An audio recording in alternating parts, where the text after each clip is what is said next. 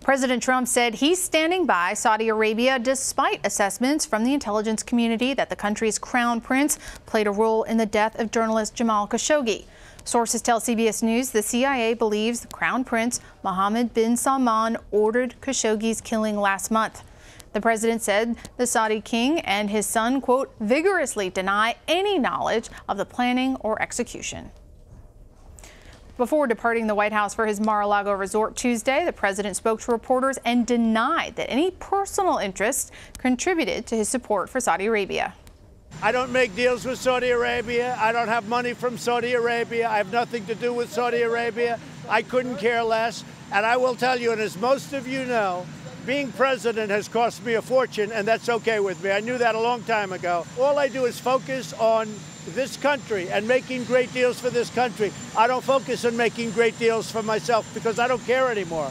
So Saudi Arabia has nothing to do with me. What does have to do with me is putting America first.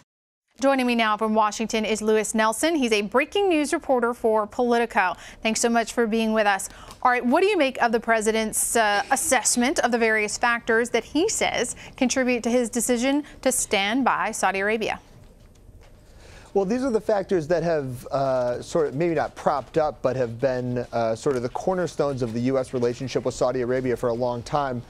Saudi Arabia not exactly being a great upholder of human rights around the world is nothing new, and for a long time, presidents of both parties have defended Saudi Arabia and have kept this relationship with the Saudi royal family going, in large part because there are major national security interests and defense interests that align here. What the president did today in this statement was sort of laid, very bare the ties between the U.S. and Saudi Arabia, very much in black and white, where presidents in the past have sort of danced around these things and have insisted on human rights is very important to us and things like that. Trump sort of barely sort of paid lip service to it, while touting all of the important ties to Saudi Arabia that the U.S. has. Lawmakers on both sides of the aisle have been critical of the president's response to this incident, but are we likely to see lawmakers actually take any action if the president won't? Well, there is some action that lawmakers could take. Whether they will take it, remains to be seen. The opportunity, or one opportunity that could come up, will come whenever there is foreign arms sales, which have to be approved by the Senate. The Senate has in the past come close to denying, refusing to sell arms to Saudi Arabia. I think came within just a handful of votes short of blocking such a sale the last time around. This time around, there could be significantly more interest in blocking such an arms sale. But again, we're not really going to know for sure on that until such a vote comes up. All right, switching topics for a second, the White House has confirmed that the president submitted his answers to written questions from the special counsel. What happens next in the Russia investigation as it pertains to the president? Well, there's a few different directions it could go, right?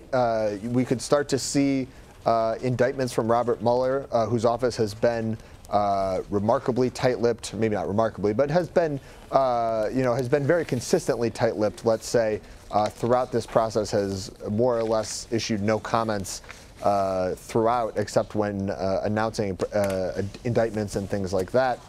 There is still the question of whether or not the president can be questioned by Mueller's office about things that may or may not have transpired after his inauguration, basically while he was president. Trump and his legal team, Rudy Giuliani, leading that, have insisted that the president does not have to, should not have to answer questions about that, and have indicated that they would fight a subpoena from Mueller's office. But a subpoena from Mueller's office could still be coming. That would almost certainly quickly turn into a fairly messy legal fight that could go all the way up to the Supreme Court. The New York Times is reporting the president wanted the Justice Department to prosecute former Secretary of State Hillary Clinton and former FBI Director James Comey. Now, the Times says the president expressed his interest in this to then White House counsel Don McGahn, who told the president he had no authority to order a prosecution. So if this is true, it does seem like another example of the president perhaps seeking to use his Justice Department for his own political ends. What do you think are some of the political problems this could, though, create for the president now? Well, even some of the president's most staunch defenders have been somewhat wary to, varying degrees, person to person, when it comes to the president interfering with, stepping into matters of the Justice Department. That's especially true when it comes to the Mueller investigation, but I think there's some general concern, like I said, overall, even among some of the staunchest defenders of the president within the Republican Party, that this would be a new precedent that the president is willing to step through and break. Already, Donald Trump has sort of shattered a good deal, if not most, of the norms when it comes to presidential interference, presidential sort of weighing in on matters related to the Justice Department. This would be for the president to demand, for the president to request an investigation and the prosecution of political rivals. One, a literal political rival from 2016 in Hillary Clinton. That would be yet another norm that the president would step through and shatter. Yeah, shatter indeed.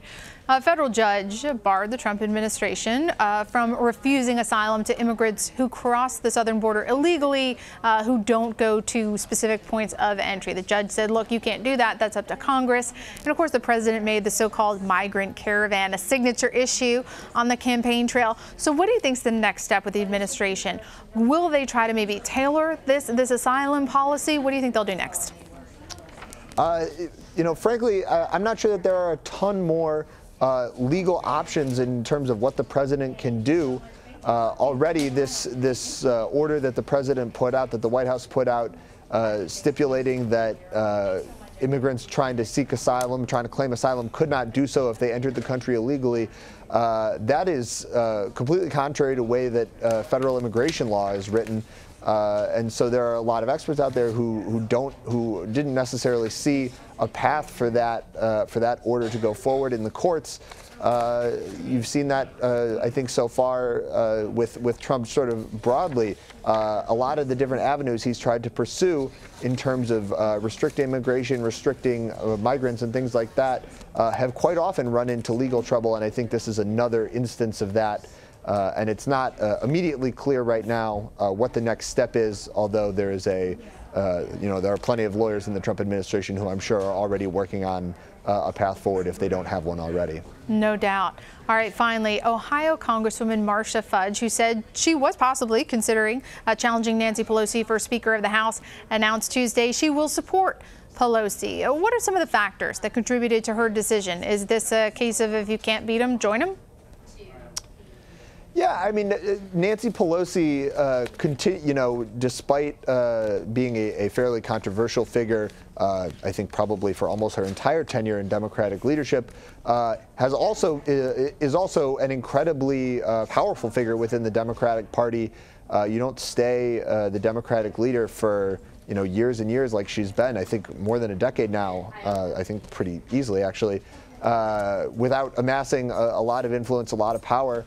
And I think that's what you're seeing come into play here, especially given, like you said, there's a saying, you can't beat somebody with nobody. And right now there's not anybody to step up against Nancy Pelosi. There's not a credible challenger. Marcia Fudge is the closest anybody has come to running against Nancy Pelosi for Speaker.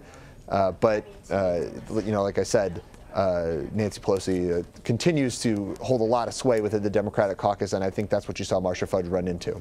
Well, Lewis Nelson, thank you so much for joining us. It's a pleasure. Thank you.